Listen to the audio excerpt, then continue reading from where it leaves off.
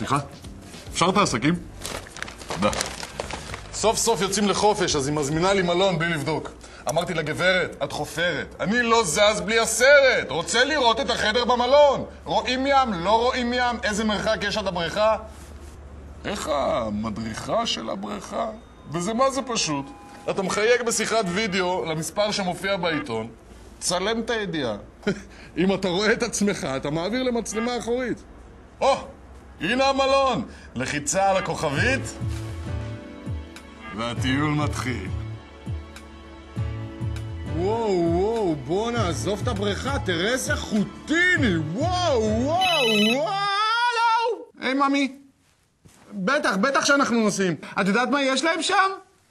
פילאטיס למידות גדולות. הם קוראים לזה פילאטיס.